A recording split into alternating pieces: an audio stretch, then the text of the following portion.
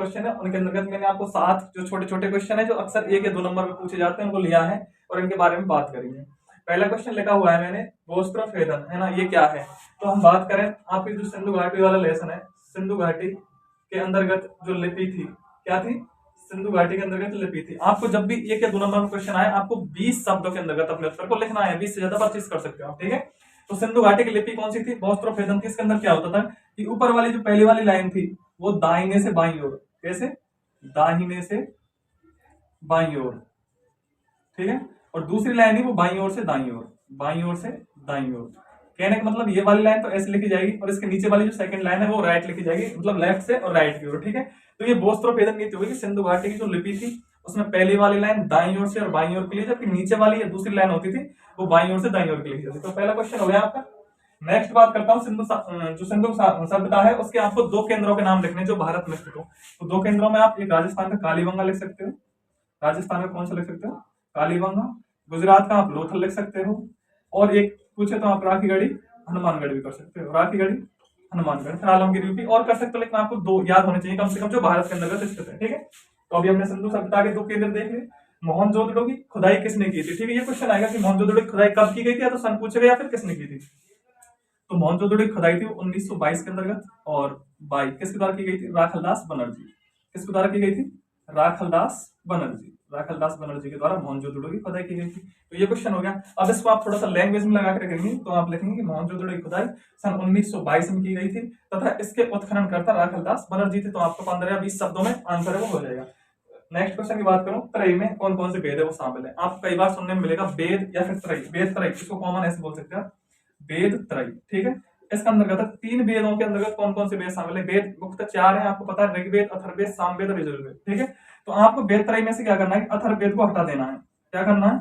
अथर्ववेद है इसको हटा देंगे। ऐसे सोच लेना आप, अथर्ववेद के अंतर्गत भूत, कर्म कांड, ये जो घटना है या कल्पना है उनका अथर्ववेद के अंतर्गत वर्णन है, इनको हम वेदों में शामिल नहीं करेंगे, ये मानना है आपको वेद त्रयी के अंतर्गत। बचे हुए 3 वेद हुए आपके, यजुर्वेद हो गया, यजुर्वेद, सामवेद और ऋग्वेद, सामवेद और ऋग्वेद, ये तीनों वेद आपके वो वेद त्रयी के अंतर्गत आ जाएंगे। अगले क्वेश्चन की बात करूंगा, वेदांग कितने हैं? तो आप सीधे पूछे तो आप लिख सकते हो वेदांग कितने? 6। अब आपको 6 के नाम लिख देने हैं, जैसे कि शिक्षा, कल्प, निरुक्त, छंद और व्याकरण। 5 तो ये हो गए, ये कर लो आपका ज्योतिष, ठीक है। तो शिक्षा, कल्प, निरुक्त, छंद, व्याकरण और ज्योतिष, 6 आप क्या हो गए? वेदांग हो गए, ठीक है। अगले क्वेश्चन की बात करते हैं, मैं रिपीट करवा दूंगा एक बार, 1 लाइनर क्वेश्चन है, ये आपको 1 या 2 नंबर में मिल जाएंगे, ठीक है। और इनमें से 7 क्वेश्चन में से एक क्वेश्चन तो आप कंफर्म मिल ही जाएगा, छोटा सा वीडियो देख लीजिए, ठीक है।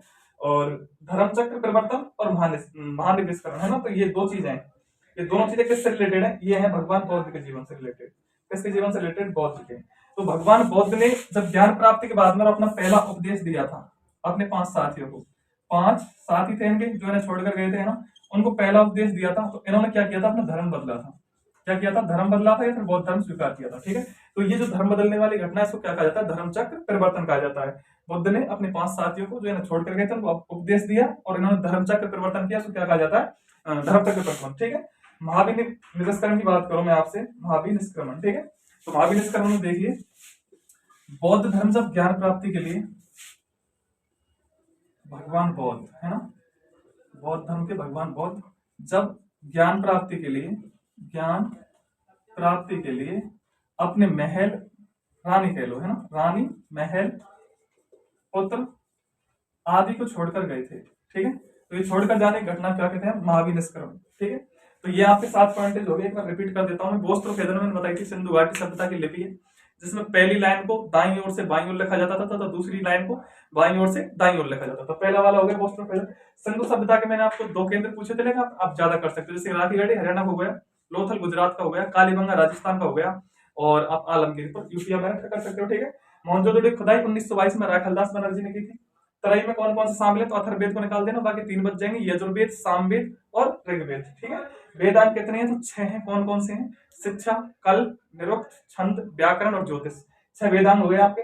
धर्मचक्र परिवर्तन की बात करें तो भगवान जो बुद्ध थे उन्होंने वापस आकर ज्ञान प्राप्त होने के बाद में अपने जो 5 साथी थे, अनुयायी थे, उनको क्या दिया? उपदेश दिया, और उन्होंने अपना जब धर्म बदला तो वो घटना क्या कहलाई? धर्मचक्र परिवर्तन कहलाई। अब मैं बात करता हूँ महावीर निष्क्रमण की। तो बौद्ध भगवान थे या फिर जो बौद्ध थे उन्होंने क्या किया था कि जब अपने राजपाट को छोड़कर या रानी को, अपनी जो पत्नी थी उनको छोड़कर, अपने पुत्र को छोड़कर, इन सबको छोड़कर जब वो ज्ञान प्राप्ति के लिए